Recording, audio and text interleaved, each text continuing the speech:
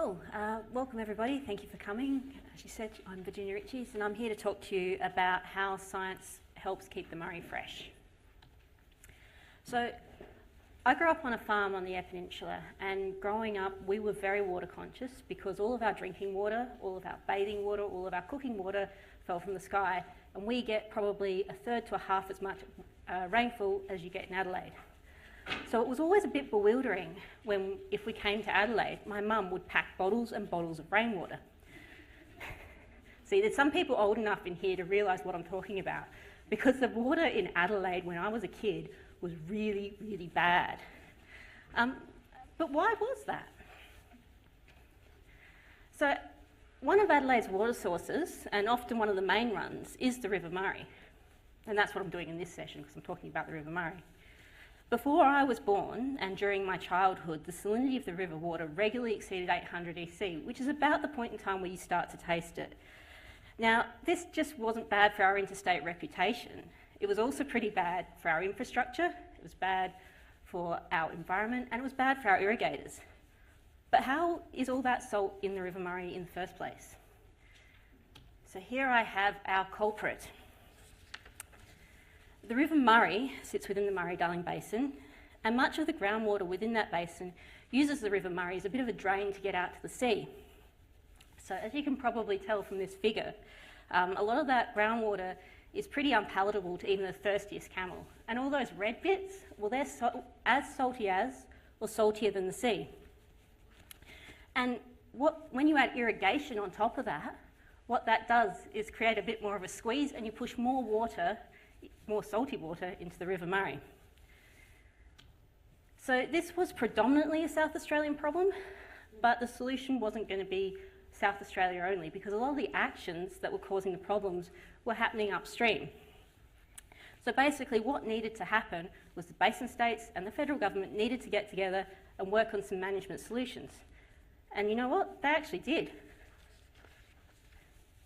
A lot of people from all different backgrounds had a lot of ideas about how to manage this problem. Some examples that actually came into practice was improvements in irrigation, how we irrigate. So reducing the amount of water we put on the crops, which is pretty beneficial for the farmers as well, but it also reduces how much water goes down and puts pressure on the groundwater, and hence less pressure is putting groundwater into the river.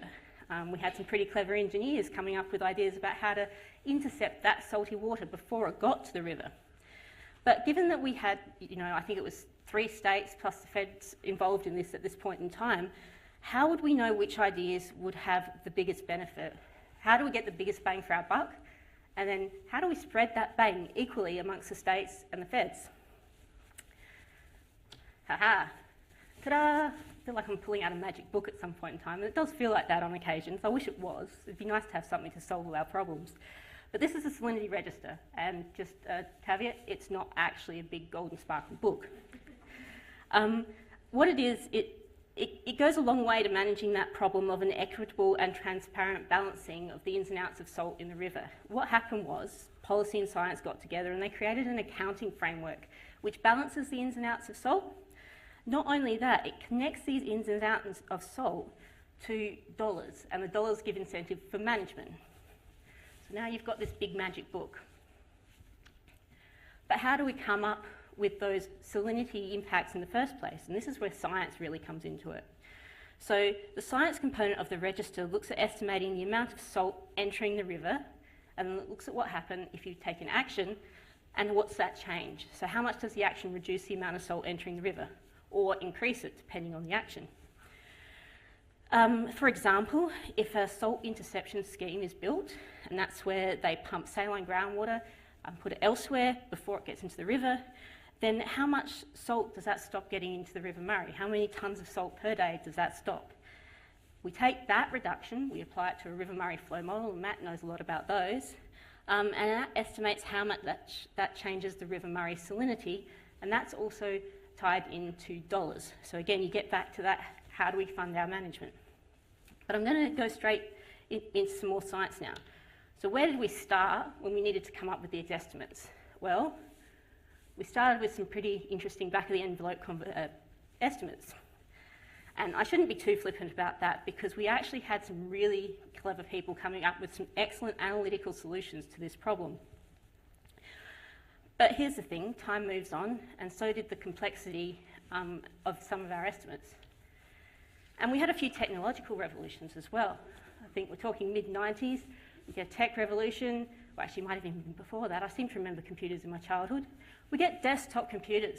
We can start doing numerical modelling.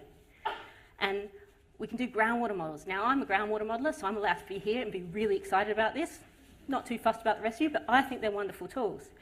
At this point in time, though, we're a bit limited because those old things don't exactly go fast and have much processing power, so we were a bit limited in how much spatial resolution we could get. We were also limited because we didn't necessarily have that much data. We hadn't been really investing our time in this for that long, so we didn't have that long-term data set. But you know, time moves on, and one of the good things about the salinity register process is that we have 5-year reviews, which means we come back every 5 years to look at an action and see, do we have better data? Do we have better tools? Can we make this estimate better? And along with 5-year reviews, there's also a whole pile of new actions coming on board. So when we got to our second generation of models, we were starting to look at these 5-year reviews, we were looking at these new actions, and we were doing that with models that had better spatial resolution. We now had better data to support our surface elevation hour models, such as LiDAR. And we also started to use these models for things like designing, preliminary design in salt interception schemes, and also checking out how good our disposal basin capacity was. And that's about this point in time, I think, that I joined in this little circus that is the River Murray investigation team. Big circus, really. We then moved on to third generation models. And it wasn't just the models that were moving on, it was the people too. We are pretty much on our third generation of modelers. We are on our third generation of policy people. We are on our third generation of scientists, of hydrogeologists, of irrigators. There are more people now involved. And what's really good though, is that we haven't actually lost the first generation. A lot of them are still around. They do try to retire every now and then, but they're not very good at it, and they keep turning up to meetings. So I'm very grateful for that. Now, the third generation of models are really where we started to overcome a lot of the problems of those early desktop computers. Model resolution was now regularly down to about 200 metre grids, and the river was starting to behave more like a river and less like a wall of water. We also had better spatial representation of how the groundwater salinity changed. And we've also had the benefit of collecting, about 20 years or so of more data. So that improved our model calibration and improved our data going in. So here's a bit of an overview of all the things that changed from first to second to third generation groundwater modelers. I guess what I'm trying to tell you here is these improvements resulted in better estimates of salt entering the river. And what that means on the ground is that that gives managers a greater capacity to manage not only the river, but how we use the land around it as well. So what was the outcome of all of this work? It's a good news story. The salinity in the River Murray went down, and it stayed down due to our management actions. Adelaide drinking water has improved. I drink it regularly. However, my mum still brings rainwater down with her. It is really important to remember, though, the salt hasn't magically disappeared. River Murray Salt Company can't sell that much salt. This is a managed problem. It's not a solved one. And it's not even managed everywhere. Welcome to Pike Floodplain. Matt showed you a much nicer picture just earlier. His was green.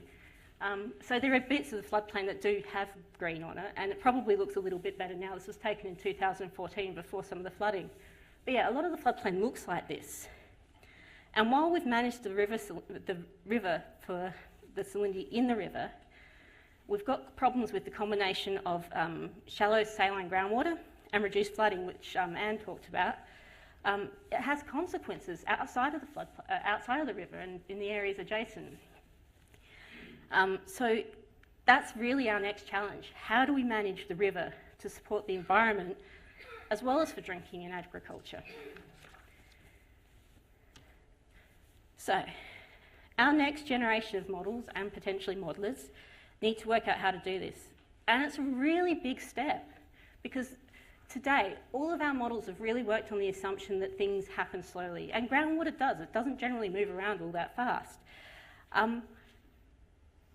But there's a bit of a bit where that's not true. And the part of the system where that's not true is the floodplain. Groundwater can move fast in the floodplain. It is reactive to environmental water and flooding, and these are the critical things that we need to learn more about and need to learn how to capture in our models and work out all the ins and outs. I have another good news story, because we've already made a start on it. And this is our next generation of models. So this is the model of pipe floodplain. Because one of the things with pipe floodplain, just as a little aside, it's got a bit of a problem where it might not respond to just add water, because that might actually upset the groundwater, which is pretty saline. So we've really got to work out this complex system, and we're trying to do that. But once again, this next generation of models has improved in spatial resolution. But not only that, we've improved our temporal resolution as well. We've shortened the time steps. We've captured more processes, including things like complex evapotranspiration, and also recharge to groundwater under flooding. But in many ways, we're back to some of the issues we had with the first generation of models, as there is little data around these processes.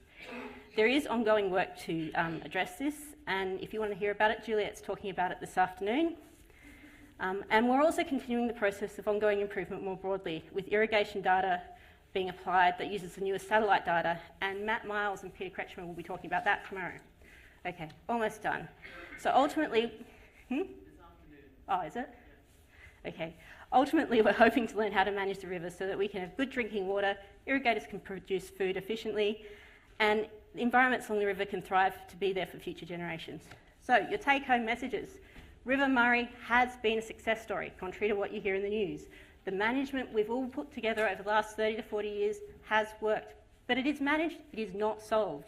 And our challenge is to manage for the environment now, not just for humans. Last slide, good news story, Chowla. I think Matt spoke a little bit about this, but this is a picture of what happens when you do some environmental management backed up by science, and wouldn't it be nice if we can support more of these environments along the river? So thank you very much.